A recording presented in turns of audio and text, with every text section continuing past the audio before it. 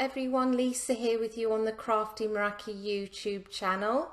Today I am going to be playing with the Christmas flower dies. I really love this set of dies. I made a video with these on this channel a few weeks ago, but I wanted to do something a little bit different with them today. So I thought I would get them out again, and today we're going to be doing some ink smooshing. So for this technique I'm going to use distress inks. I've actually mostly got ink pads, but I have got one distress spray stain. So I'll talk you through the colours as I actually do the smooshing itself, but I'm going to start off with the flowers. And I use the word flowers. I actually cut out enough to make 2 cards, but then I also cut out some spares as well, just in case I wasn't happy with how any of them worked out. I wanted to give myself more options and actually create more than I needed. So I'm starting off with my largest layer of the flower, and I'm going to begin with Salvaged Patina. Now I'm using a distress spray stain here. I'm spritzing some water into it just to loosen it up a little bit, and I'm just going to pounce my die cuts into that ink, and you'll see as I turn it over how kind of organic it is, and each die cut ends up looking completely different. And I just repeat the process, picking up the kind of residue of the ink just by dabbing it onto the areas where I think it needs some colour. For my second layer I'm going to use peacock feathers, and I've gone to an ink pad for this layer. So just smooshing some down on my mat, and this time I didn't spritz it with water. I felt that there was already enough water on the die cuts that it wouldn't actually need me to spray it. So I'm just picking up the colour. I add a little bit down onto the craft mat. I didn't think I had enough, and I'm just going to continue to pounce those in, and all the while I'm checking to see whether I've got colour in the areas that I want it. I do also clear my mat after each layer. I just wipe it down with a microfiber towel. So my next layer is actually going to be Mermaid Lagoon, which is much more of a blue than a teal aqua colour. And I use that because I thought it would be nice just to add a little bit of variation into the colours. So I did spritz it with water that time, and I do sort of chop and change whether I use water or not. And here I noticed one of the leaves didn't have any ink on it, so I just sprayed some Salvaged Patina down again and just finished off that die cut. So as I had some left on my mat, I took the spare and I just went through the same process of adding the Salvaged Patina, then I added peacock feathers, and then I added the Mermaid Lagoon. And I think this is a really fun and easy way of adding colour to your die cuts, because you don't have to be precise at all. You really can just sit and play and just see how each one comes out. So I'm moving on now to the second largest layer of the flower, and I have started to speed up the video here. I'm doing exactly the same as I did on the largest layer. I'm adding the Salvaged Patina first, cleaning off my mat, adding the peacock feathers. This time I spritzed it and pounced each of the die cuts. I clean it off again, and then I add the Mermaid Lagoon. If you wanted to, you could actually heat set your flowers in between layers. That would give you more of a splotchy effect. I actually wanted mine to look a little bit more blended, so that's why I didn't heat set in between. So we're moving on now to the third layer. And for this layer and the final layer, I changed the colours slightly. So I'm actually going to start off with peacock feathers. I then add some Mermaid Lagoon. This is just to sort of darken them as they're going to be sort of towards the centre of the flower. And then I go in with Pine Needles. So that's my darkest green. And that's going to be my kind of final colour, but it means that the third and fourth layers are actually going to look much darker or a little bit darker than the first two. And I'm just playing around with little bits of extra colour here and there whilst I finish that layer off. So the final layer, this is the fourth layer, is the same three colours as before. So starting with Peacock Feathers, going in with Mermaid Lagoon and finishing with Pine Needles. And it's a really, really lovely combination of colours. I love that you've got the aqua, but I also like that you've got the blue and also a little bit of green. So we're going to move on to the leaves now. I've got 3 greens for the leaves, and I'm starting off with Twisted Citron. I'm going to start off with the largest leaves first. And I know that I've sped this up, so it looks like I'm going really, really quickly, but honestly, they do go quickly.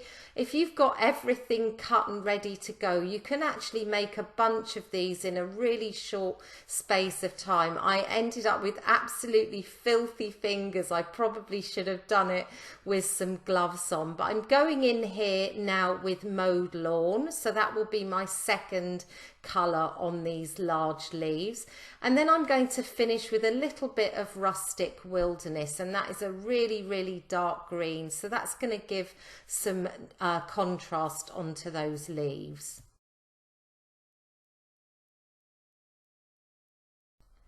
And to finish up, we're going to do our smaller leaves now with the same greens, starting with Twisted Citron, going in with Mowed Lawn afterwards, and then finishing with Rustic Wilderness. And I do actually end up using all of these die cuts bar one of the large leaves, so it was definitely worth doing more than I needed. I did manage to get an extra card out of it, so that's always a good thing. Just finishing off the second layer now of Mowed Lawn, going to clean off my mat again and then add on the Rustic Wilderness for the final bit of colour on the smaller leaves. This is a combination of greens that I use often, and I really like how these leaves turned out with all the differences in the different colours.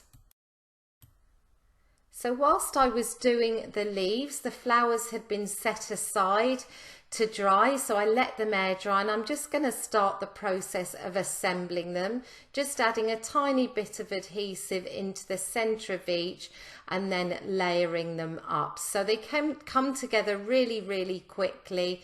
You just sort of turn each layer around, so you've got lots of different interest within each flower. And I thought it would make a nice change to have some aqua poinsettias instead of the normal red.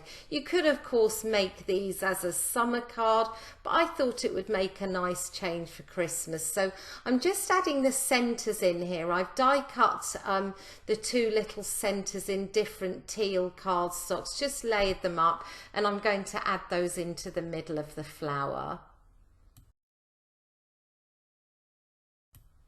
And to give the flower a little bit more dimension, I'm just taking some of those petals and just pulling them back slightly, just so that they sit up from the layer underneath.